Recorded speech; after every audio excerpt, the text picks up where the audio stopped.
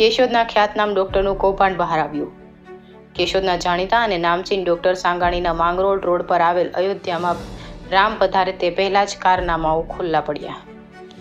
કેશોદના જાણીતા doctor સાંગાણીના Mangrol road પર આવેલ અયોધ્યા બંગલોમાં હાલ કેશોદના નિવૃત્ત અને જાગૃત તલાટી મંત્રી દ્વારા આરટીઆઈ માંગતા સત્ય સામે આવ્યું છે.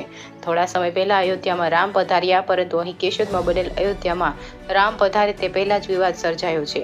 કેમ કે નગરપાલિકા ખાતે આ વિસ્તાર ગ્રીન ઝોન વિસ્તાર ગણાતો હોય અને તેમની 7/12માં જોતા કોઈ પણ કૂવો કે બોર કે મકાન દર્શાવવામાં આવ્યું નથી. ત્યાં રેસિડેન્ટ બનતા કઈ રીતે લાઇટ કનેક્શન અને નગરપાલિકા દ્વારા મંજૂરી અપાઈ છે તે બીજું. હાલમાં આ સ્થળ પર ખેતી પણ થતી નથી અને ત્યાં જ્યોતિ ગ્રામ યોજના મારફતે 24 કલાક વીજળીનું કનેક્શન કયા મુદ્દે અપાયું અને અપાયું તો કયા આધાર પર?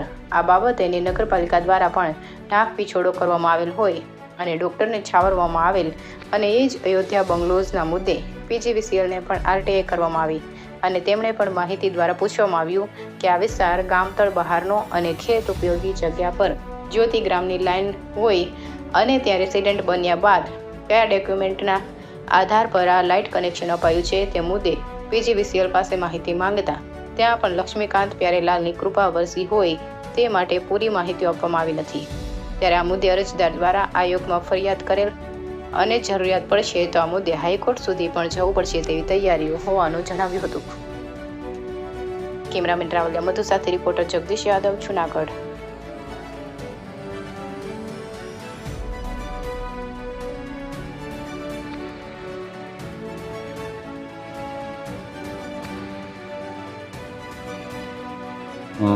રાયમલભાઈ શાર્દુલભાઈ જલ્લુ, કેશોદ, માજી તલાટી મંત્રી. બરાબર, કેશોદની અંદર કેવો ગેરવહીવટ હાલે છે ખેતીવાડીમાં અને મોટા માણસોનું કેવું રક્ષણ અધિકારીઓ કરે છે એનો હું તમને એક આજે નમૂનો આપું કે કેશોદની અંદર ડૉક્ટર જે સાંગાણી છે એની તમને કહું માંગરોળ રોડ ઉપર જે ઓજી વિસ્તાર કહેવાય છે, ગામતળની બહારનો વિસ્તાર છે એને ઓજી વિસ્તાર કહે છે. હવે ત્યાં જમીન એને ખેતીની જમીન ખરીદી અને એ જમીન ઉપર પોતાના રેસિડેન્ટ અયોધ્યા નામનો બંગલો બનાવ્યો છે. આજે 7/12માં એ જમીન ખેતીની બતે છે, ઓજી વિસ્તાર છે. ત્યાં બાંધકામ કરતા પહેલા નગરપાલિકાની મંજૂરી લેવી પડે. જે મંજૂરી કેવી રીતે આપી છે શું છે અને વીજ કનેક્શન કેવી રીતનું આપેલ છે એની મેં માહિતી આયોગમાં માહિતી કાયદા હેઠળ માહિતી માગતા જી બોર્ડના અધિકારીઓએ ગોળ જવાબ અને નગરપાલિકાએ પણ ગોળ જવાબ આપી અને એનું રક્ષણ કરવામાં બધા અધિકારીઓ પડેલા છે. બરોબર, અને એ જમીન ઉપર ખેતીનો કોઈ પણ ઉપયોગ થતો નથી. આજે એ રેસિડેન્ટનો ઉપયોગ થાય છે અને એનો જે એના રેસિડેન્ટના ઉપયોગમાં જે વીજ કનેક્શન છે 24 કલાકનું છે અને જ્યોતિ યોજના હેઠળ મેળવેલું છે. 24 કલાક વીજળી છે અને ખોટા ડોક્યુમેન્ટ રજૂ કરી અને ખોટું બોગસ કનેક્શન લઈ અને આજે તમને કહું બંગલા હાઈફાઈ બંગલાનો એનો રેસિડેન્ટનો ઉપયોગ કરે છે અને ખેતીવાડીનો બિલકુલ ઉપયોગ નથી. ખેતીનું વાવેતર પણ ન થતી.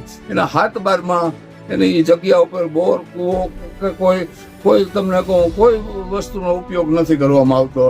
છતાં પણ અધિકારીને જાણ કરવા છતાં અધિકારીઓએ અમને ખોટા જવાબ આપી અને આ ડૉક્ટર મોટો પૈસાદાર અને ધનાઢ્ય માણસ એનું રક્ષણ કરે છે અને ન્યાય આપવા માટે ખૂબ કોશિશ કરી છે, પણ ન્યાય કારણ કે મળે એની પાસે અમારી શક્તિ નાની છે. નાના માણસને ઓફિસો પણ જવાબ આપતી નથી અને એનું રક્ષણ કરે એવું અમને દેખાય.